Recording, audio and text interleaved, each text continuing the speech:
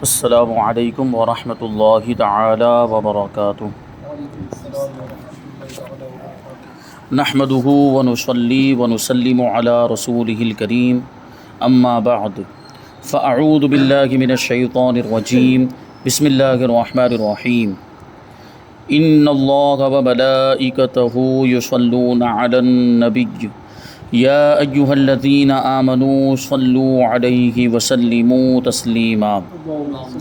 اللہم صلی علی سیدنا ومولانا محمد معدن الجود والکرم وآلہ الکرام وابنہ الکریم وبارک وسلم صلاۃ وسلاما علیک یا رسول اللہ صلی اللہ تعالی علیہ وسلم۔ حضور پاک صلی اللہ علیہ وسلم کے حاضر و ناظر ہونے کا بیان جاری ہے، اور قدسی قوت والے یعنی جن کو اللہ تبارک و تعالیٰ نے طاقت عطا فرمائی ہے وہ بھی اس صفت سے متصف ہوتے ہیں۔ تو یہاں پر یہ بات ہے، اور کچھ دلائل بیان کیے گئے۔ پہلے تو قرآن کی آیتوں کی روشنی میں حضور پاک صلی اللہ علیہ وسلم کا حاضر و ناظر ہونا ثابت کیا گیا، پھر حدیثوں کی روشنی میں یہ بات ثابت کی گئی۔ اب یہاں سوال ہے کہ حضور پاک صلی اللہ علیہ وسلم کے حاضر و ناظر ہونے کے بارے میں بزرگان دین کے بھی چند ارشادات بیان فرما دیں۔ تو جواب ہے، پہلے نمبر پہ حضرت امام جلال الدین سیوطی شافعی رحمۃ اللہ تعالی علیہ، حضرت ابو منصور عبد القاہر بغدادی رضی اللہ تعالیٰ عنہ کا قول نقل فرماتے ہیں۔ ہمارے اصحاب میں سے محقق متکلمین فرماتے ہیں، متکلمین یعنی علم کلام کے ماہرین، جو عقائد کا علم ہوتا ہے، جو اس کے ماہر ہوتے ہیں ان کو متکلمین کہا جاتا ہے۔ وہ فرماتے ہیں کہ بے شک ہمارے نبی صلی اللہ علیہ وسلم اپنی وفات کے بعد بھی زندہ ہیں، اور اپنی امت کی نیکیاں دیکھ کر خوش ہوتے ہیں اور ان کی نافرمانیاں دیکھ کر غمزدہ ہوتے ہیں۔ یہ بات پہلے بھی بیان کی گئی کہ حضور پاک صلی اللہ علیہ وسلم کی بارگاہ میں امت کے اعمال پیش کیے جاتے ہیں۔ حضور امت کے اعمال کو ملاحظہ فرماتے ہیں، اچھے اعمال بھی برے اعمال بھی، اور اچھے اعمال دیکھ کر خوش ہوتے ہیں، برے اعمال دیکھ کر حضور پاک صلی اللہ علیہ وسلم کو غم لاحق ہوتا ہے۔ دوسرے نمبر پر شارح بخاری حضرت امام احمد بن محمد قسطلانی رحمۃ اللہ تعالی علیہ فرماتے ہیں، اپنی امت کا مشاہدہ فرمانے، ان کے حالات، دل کے ارادوں اور ان کے راز جاننے میں نبی پاک صلی اللہ علیہ وسلم کی وفات اور حیات میں کوئی فرق نہیں۔ یعنی جس طریقے سے حضور پاک صلی اللہ علیہ وسلم ظاہری حیات میں، ظاہری زندگی میں امت کا مشاہدہ فرماتے تھے، ان کے حالات، ان کے دلوں کے راز اور ساری باتیں جانتے تھے، دلوں کے ارادوں کو بھی جانتے، اسی طرح وفات کے بعد، بلکہ وفات کے بعد ظاہری طور پر دنیا سے تشریف لے جانے کے بعد مومن کی قوت میں تو اور اضافہ ہو جاتا ہے۔ عام مومنین کا معاملہ یہ جو روایتوں میں آیا ہے کہ عام مومن کو جب دفن کر کے واپس ہونے لگتے ہیں دفن کرنے والے، تو وہ ان کے قدموں کی آہٹ کو بھی سنتا ہے۔ تو جب عام مومن کی طاقت کا یہ عالم ہے، تو یہ تو حضور پاک صلی اللہ علیہ وسلم کے جن کے صدقے میں ایمان والوں کو ایمان ملا ہے، سید المرسلین، سید الانبیاء، تو ان کی طاقت و قوت کا عالم کیا ہوگا۔ تو یہ حیات و زندگی میں کوئی فرق نہیں، مطلب وفات اور حیات میں کوئی فرق نہیں، ان سارے معاملات میں یہ تمام چیزیں رسول اللہ صلی اللہ علیہ وسلم کے یہاں ظاہر ہیں، اور ان میں کچھ بھی پوشیدہ نہیں۔ حضور ساری چیزوں کو ملاحظہ فرماتے ہیں، دلوں کے حالات کو بھی۔ تیسرے نمبر پر شیخ محقق علامہ عبد الحق محدث دہلوی رحمۃ اللہ تعالی علیہ فرماتے ہیں، علماء امت میں اس مسئلے میں ایک شخص کا بھی اختلاف نہیں کہ نبی پاک صلی اللہ علیہ وسلم حقیقی زندگی کے ساتھ دائم و باقی ہیں۔ یعنی حضرت شیخ عبد الحق محدث دہلوی نے اپنے زمانے میں یہ بات بیان کی ہے، اس کا مطلب یہ ہے کہ آپ کے زمانے تک کسی کا اختلاف ہی نہیں تھا، آپ کے زمانے تک سب حضور پاک صلی اللہ علیہ وسلم کو حاضر و ناظر جانتے تھے۔ یہ تو بعد میں کچھ لوگ ہوئے جنہوں نے ان ساری چیزوں کا انکار کیا، معاذ اللہ حضور کے حاضر و ناظر ہونے، حضور کے علم غیب ہونے، حضور کے علم غیب کا انکار کیا۔ یہ ساری چیزیں جو اہل سنت جماعت کے مسلمات میں سے ہے، یہ مسلم تسلیم شدہ عقائد میں سے ہے، جن کو سب نے مانا، ساری امت کا اس پر اتفاق چلا آ رہا تھا، بزرگوں نے مانا، علماء نے مانا، فقہاء کرام نے مانا، محدثین نے مانا۔ یہ بعد میں پتہ نہیں یہ زیادہ ہوشیار پیدا ہو گئے، تو یہ علماء کے خلاف محققین جو 1450 سال سے چلے آ رہے تھے، ان کے موقف کے خلاف انہوں نے موقف اختیار کیا اور ان کی مخالفت کی۔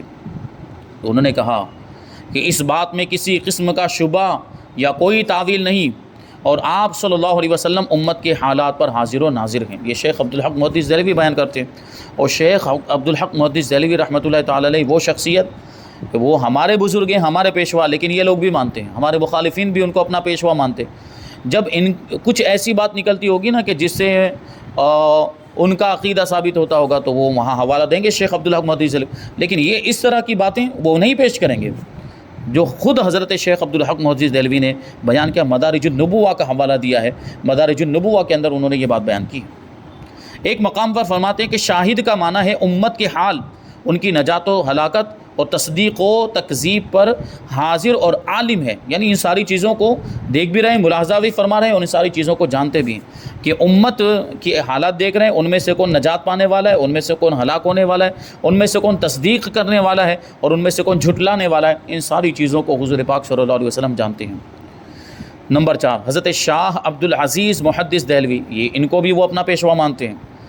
یہ فرماتے ہیں کہ اے لوگو، تم پر تمہارے رسول صلی اللہ علیہ وسلم قیامت کے دن اس لیے گواہی دیں گے کہ وہ نور نبوت سے پرہیزگار کے مرتبے اور مقام کو جانتے ہیں، اور یہ بھی جانتے ہیں کہ فلاں میرا امتی کس درجے پر پہنچا ہوا ہے، اور یہ کہ اس کے ایمان کی حقیقت کیا ہے، اور یہ بھی جانتے ہیں کہ میرے فلاں امتی کی ترقی میں فلاں چیز رکاوٹ بنی ہوئی ہے۔ سوچیں، سارے حالات جانتے ہیں۔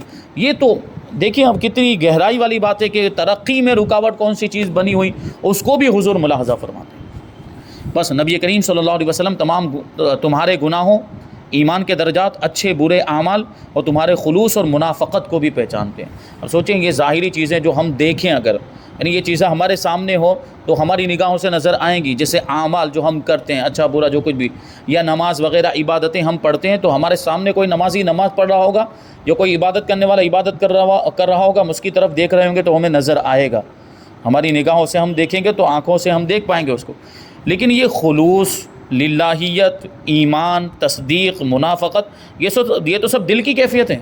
حضور پاک صلی اللہ علیہ وسلم دل کی کیفیتوں کو بھی ملاحظہ فرماتے ہیں، ان کو بھی دیکھتے ہیں، جو ظاہری آنکھوں سے نظر نہ آئے وہ چیزیں بھی حضور پر پوشیدہ نہیں، وہ بھی ملاحظہ فرما دیا کرتے ہیں۔ تو یہاں پر حاضر و ناظر کا بیان مکمل ہوا سبق نمبر 8 کے مکمل ہونے کے ساتھ۔ آگے سبق نمبر 9، اور اس میں علم غیب مصطفیٰ صلی اللہ علیہ وسلم کا بیان ہے۔ اس سے پہلے بھی ضمناً جو باتیں آئیں اس میں علم غیب کا بھی تذکرہ ہوا تھا، اور یہ بھی ہمارے بنیادی عقائد میں سے ہے کہ حضور پاک صلی اللہ علیہ وسلم کو اللہ تعالیٰ نے ما کان وما یکون کا علم عطا فرمایا، یعنی جو کچھ بھی ہو چکا ہے اور جو کچھ بھی قیامت تک ہونے والا ہے، ساری چیزیں حضور پاک صلی اللہ علیہ وسلم جانتے ہیں اللہ تبارک و تعالیٰ کی عطا سے۔ اللہ پاک نے ہمارے نبی کریم صلی اللہ علیہ وسلم کو روز اول سے روز آخر تک کا علم عطا فرمایا، یعنی جب سے دنیا بنی پہلا دن اور دنیا کا آخری دن جب سے بنی سب کچھ جانتے ہیں، اور اب جو آگے جو کچھ بھی ہونے والا ہے قیامت تک سب کچھ۔ روز آخر سے مراد قیامت کا دن، حضرت آدم علیہ السلام کی تخلیق سے لے کر اور قیامت تک، بلکہ حضرت آدم علیہ السلام کی تخلیق سے پہلے کے بھی حالات حضور جانتے ہیں اور قیامت کے بعد کے بھی حالات جانتے ہیں۔ حضور روایتوں میں آیا کہ جنتی جنت میں چلے جائیں گے، کون جنتی وہ بھی جانتے ہیں، کون جہنمی وہ بھی جو جانتے ہیں، تو یہ تو قیامت کے بعد کی باتیں ہیں۔ لوح محفوظ میں درج تمام علوم نیز اپنی ذات و صفات کی معرفت سے متعلق بہت اور بے شمار علوم اللہ تعالیٰ نے ان کو عطا فرما دیے۔ لوح محفوظ کا مطلب کیا؟ وہ تختی جس پر سارے انسانوں کی تقدیریں لکھی ہوئی ہیں، بلکہ پوری کائنات کی تقدیر ہے کہ کیا کیا ہونے والا ہے دنیا کے اندر، جب سے دنیا بنی ہے جو کچھ ہو چکا، جو کچھ بھی ہونے والا سب لکھا ہوا ہے لوح محفوظ کے اندر۔ لوح محفوظ میں سارے جو علوم لکھے ہوئے ہیں ان سب کو جان رہے ہیں کا یہی مطلب ہوا کہ جو کچھ بھی ہو چکا ہے اور جو بھی اولین گزرے، حضور سے پہلے جتنے بھی لوگ گزر گئے سب کو حضور جانتے ہیں، سب کے بارے میں حضور جانتے ہیں، اور جو کچھ بعد میں ہوں گے یا جو کچھ واقعات بعد میں پیش آئیں گے ان سب کو بھی جانتے ہیں، کیونکہ لوح محفوظ میں سب لکھا ہوا ہے۔ جب وہ جانتے ہیں تو یہ سب بھی جانتے ہیں۔ اللہ تعالیٰ نے اپنی ذات و صفات کی معرفت سے بھی اس کے بارے میں بھی بہت سارے علوم اور بے شمار، بلکہ اللہ تعالیٰ کی معرفت حضور کو جیسی حاصل ہے کسی اور کو ہو ہی نہیں سکتی، کیونکہ لوگوں نے اگر دیکھا بھی اللہ تبارک و تعالیٰ کا دیدار بھی کیا تو خواب میں دیکھا ہے، اور حضور پاک صلی اللہ علیہ وسلم تو عین ذات کو دیکھ کر آئے۔ حضور پاک صلی اللہ علیہ وسلم کی شان کیا ہوگی؟ علوم خمسہ پر مطلع فرمایا، جس میں خاص وقت قیامت کا علم بھی شامل ہے۔ علوم خمسہ یعنی یہ 5 مخصوص علم ہیں جن کے بارے میں اللہ تبارک و تعالیٰ نے قرآن مجید میں ارشاد فرمایا، ان اللہ عنده علم الساعة وینزل الغیث ویعلم ما فی الارحام وما تدری نفس ماذا تکسب غدا وما تدری نفس بأی ارض تموت۔ یہ 5 چیزیں اس میں بیان کی گئی۔ پہلی چیز کیا ہے کہ قیامت کا علم اللہ ہی کے پاس ہے۔ دوسری چیز کیا ہے؟ وہی بارش برساتا ہے۔ تیسری چیز کیا ہے کہ ماں کے رحم میں، ماں کے پیٹ میں، بچے دانی میں کیا ہے وہی جانتا ہے، یعنی اللہ تعالیٰ ہی جانتا ہے۔ ماں کے پیٹ میں لڑکا ہے یا لڑکی وہی جانتا ہے۔ اور یہ کہ کوئی بھی جان کل کیا کمائے گی یہ بھی اللہ ہی جانتا ہے، اور کوئی بھی انسان کہاں مرے گا، بِأَيِّ أَرْضٍ تموت، کون سی سرزمین میں مرے گا، یہ اللہ تعالیٰ ہی جانتا ہے۔ لیکن اللہ تعالیٰ کی عطا سے حضور بھی یہ پانچوں علوم جانتے ہیں، یعنی قیامت کا علم بھی اللہ تبارک و تعالیٰ نے حضور کو عطا فرما دیا۔ قیامت، اب ظاہر سی بات، حضور نے نشانیاں بیان کی ہے قیامت کی، کتنی ساری نشانیاں حدیثوں کے اندر کہ یہ ہوگا وہ ہوگا، بڑی بڑی نشانیوں سے لے کر چھوٹی چھوٹی نشانیاں بھی بیان کی۔ تو نشانیاں کون بتا سکتا ہے؟ جو اس کا پورا علم رکھتا ہو وہی تو نشانیاں بتا سکے گا۔ آپ کسی شہر میں گئے نہیں اور آپ یہاں سے بتانے لگ جائیں کہ وہ شہر میں یہ ہے، وہ شہر میں ویسا ہے، آپ کی بات کو جھٹلا دیا جائے گا۔ لیکن آپ جا کر آئے ہیں اور آپ کہیں گے کہ وہاں اس کی یہ علامت ہے، اس کی یہ نشانی ہے، وہاں ایسی سڑکیں ہیں، وہاں ایسے گھر بنے ہوئے ہیں، ایسی بلڈنگ ہے، ایسی عمارت ہے، تو آپ کی بات مانی جائے گی۔ اس کا مطلب ہے کہ حضور نشانیاں بتا رہے ہیں، مطلب حضور کو قیامت کا علم ہے۔ تو پانچوں علوم، قیامت کا بھی علم رکھتے ہیں، اور بارش کب ہوگی، بارش کب نہیں ہوگی، اس کا بھی علم ہے۔ بلکہ اللہ تعالیٰ نے تو معجزہ ایسا عطا فرمایا کہ انگلیوں کے اشارے سے اشارہ فرماتے بارش ہونے لگ جاتی ہے۔ حدیث شریف کے اندر ایک صحابی نے عرض کیا تھا جمعہ کے دن کہ بارش نہیں ہوئی، حضور دعا فرمائے بارش ہو جائے، تو حضور نے اشارہ فرمائے اور انگلیوں سے دعا فرمائی تو بارش ہونے لگ گئی۔ جیسے ہی دعا، اتنی بارش ہوئی، پورے ہفتے تک بارش ہو گئی، جل تھل بھر گئے، اور اب اتنا معاملہ ہو گیا کہ پانی زیادہ ہو گیا، جتنی ضرورت تھی اس سے زیادہ اب نقصان ہونے لگ گیا، کیونکہ زیادہ بارش ہو جائے تو اس سے نقصان ہونے لگتا ہے۔ تو اگلے جمعہ کو پھر وہی صحابی کھڑے ہو گئے اور عرض کرنے لگے یا رسول اللہ اب زیادہ بارش ہو گئی، دعا فرمائیں کہ کم ہو جائے۔ تو حضور نے دعا کی تھی اللہ کی بارگاہ میں کہ حوالینا لا علینا، او کما قال علیہ السلام، یعنی ہمارے ارد گرد بارش ہو اور ہم پر بارش نہ ہو۔ اور اشارہ کیا تھا، انگلیوں کے اشارے سے حضور نے یوں کیا، تو جہاں جہاں حضور کی انگلی جاتی تھی وہاں سے بادل چھٹتے چلے جاتے تھے، اور وہاں بارش ختم ہو گئی اور مدینہ منورہ کے ارد گرد بارش ہونے لگی۔ یہ حضور کا معجزہ۔ اور دیکھیں بارش پر حضور پاک صلی اللہ علیہ وسلم کا کنٹرول، کہ اللہ تبارک و تعالیٰ نے کیسا اختیار عطا فرمایا تھا آپ کو۔ کب بارش ہوگی یہ بھی جانتے ہیں، ماں کے پیٹ میں کیا ہے حضور کو اس کا بھی علم ہے، بیٹا ہے، لڑکا ہے، لڑکی ہے، سب حضور پاک صلی اللہ علیہ وسلم جانتے ہیں۔ اور کون کل کیا کمائے گا، کل کیا کرے گا، حضور کو اس کا بھی علم ہے۔ کون کہاں مرے گا یہ بھی جو میدان بدر میں ایک دن پہلے ہی حضور نے نشانی لکڑی سے، یہ یہاں عقبہ یہاں مرے گا، شیبہ یہاں مرے گا، ابو جہل یہاں مرے گا، سب بتایا تھا کہ نہیں؟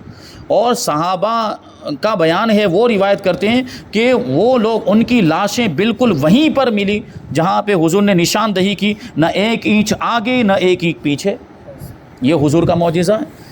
وہ جو شعر ہے مشہور کہ کہاں مریں گے ابو جہل و عتبہ و شیبہ، کہاں، عقبہ میں نے کہہ دیا، عتبہ نام ہے، کہاں مریں گے ابو جہل و عتبہ و شیبہ، کہ جنگ بدر کا نقشہ حضور جانتے ہیں، کل ہونے والا واقعہ ہے، حضور آج سے ہی ملاحظہ فرما رہے ہیں۔ اور کتنی باریکی والی بات ہے یہ، تھوڑا بہت آگے پیچھے بھی ہم اندازے سے اگر کوئی بات کہ یہ تو کہا جا سکتا ہے نا کہ اندازے سے حضور نے کہہ دیا ہوگا، لیکن اگر اندازے سے تو تھوڑا بہت تو آگے پیچھے ہوگا، لیکن وہیں پر بالکل جہاں حضور نے نشانی لگائی بالکل وہیں پر ان کی لاشیں پائی گئی۔ یہ حضور کا معجزہ اور حضور کا علم غیب ہے، اور یہ ساری چیزیں حضور جانتے ہیں۔ ساری مخلوقات کے احوال اور تمام ماکان، یعنی جو کچھ ہو چکا، اور ما یکون یعنی جو کچھ ہوگا، اس کا علم اللہ تبارک و تعالیٰ نے آپ کو عطا فرما دیا۔ اسی نعت کا شعر ہے کہ جو ہو چکا جو ہوگا حضور جانتے ہیں، تیری عطا سے خدایا حضور جانتے ہیں۔ یہ دوسرا مصرع بھی ہمارے عقیدے کو بتا رہا ہے کہ ہم حضور کا جو علم غیب مانتے ہیں نا، تو وہ علم غیب عطائی ہے، یعنی یہ مانتے کہ اللہ نے عطا کیا ہے۔ ہم علم غیب ذاتی نہیں مانتے کہ حضور کو خود ہی حاصل ہو گیا، نہیں، علم غیب ذاتی تو اللہ تبارک و تعالیٰ کا خاصہ ہے۔ مخلوق کو اگر علم ملے گا تو وہ عطائی ہی ہوگا، اور حضور پاک صلی اللہ علیہ وسلم کا علم غیب بھی عطائی ہے، وہی کہتے ہیں۔